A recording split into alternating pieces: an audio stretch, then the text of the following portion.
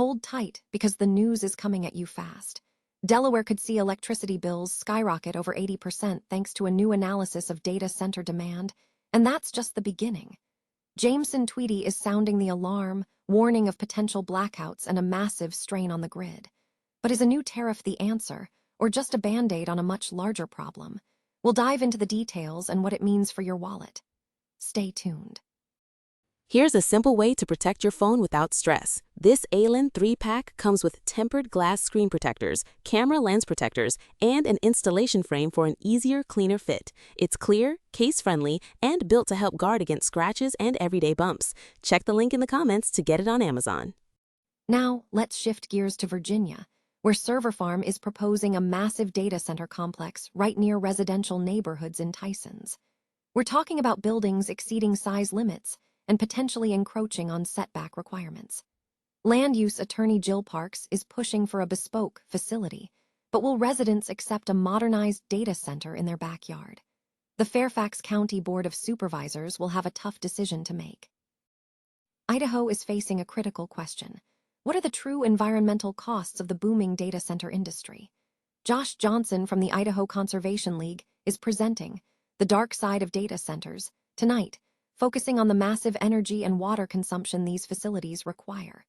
With legislative battles over tax exemptions and concerns about shifting costs to taxpayers, Idahoans are demanding answers.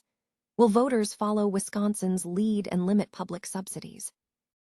Finally, in Sioux Falls, the Central District City Council candidates are weighing in on the data center debate. From water usage concerns voiced by DeBoer and Oku, to Kuntz's call for restrictions on AI, and Tyrons' push for a proactive approach, the future of data centers in the city is a key issue.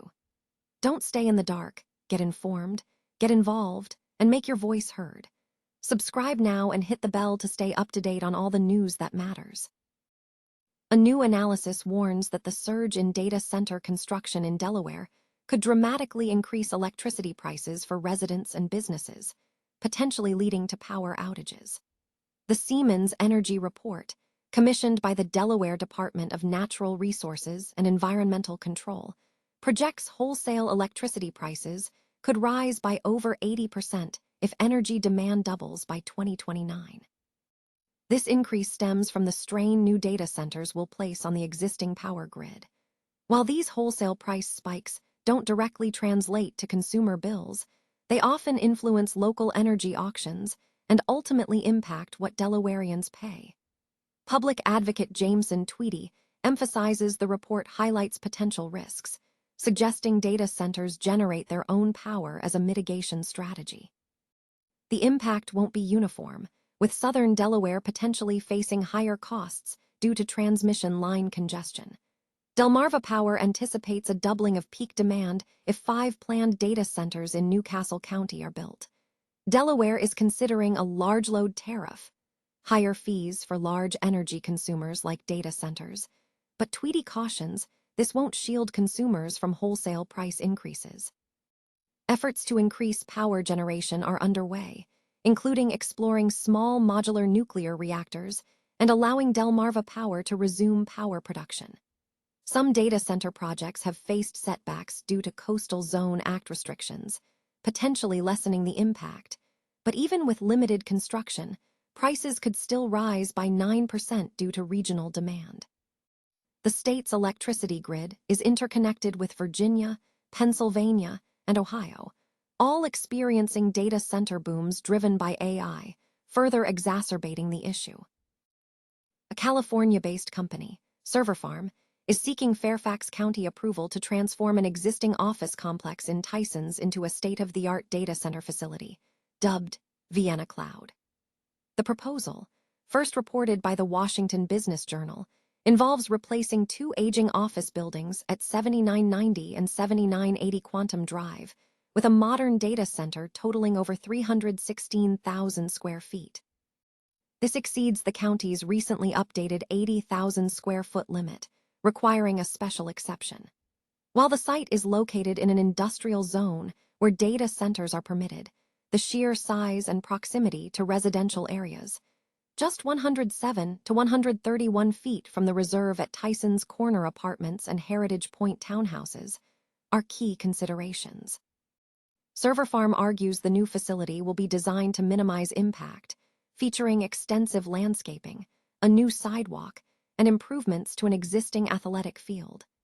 They also contend the development will reduce traffic and noise compared to the current mixed-use buildings. The application highlights Server Farm's commitment to bespoke facilities tailored to client needs and emphasizes a focus on sustainability and operational efficiency. However, the data center industry is facing increased scrutiny nationwide, and Fairfax County recently drew criticism for approving a land sale for a data center in Chantley. Furthermore, a dispute over sales tax exemptions for data centers has stalled Virginia's budget negotiations.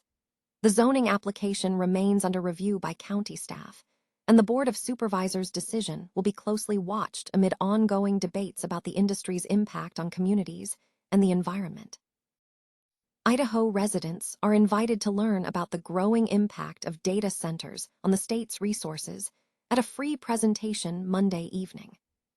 The Idaho Conservation League's Josh Johnson will present The Dark Side of Data Centers at the Liberty Theater in Haley at 6 p.m. Johnson, ICL's Central Idaho director, will delve into the significant energy and water consumption of these facilities, which are rapidly expanding across Idaho to support advancements in artificial intelligence, cloud computing, and digital services.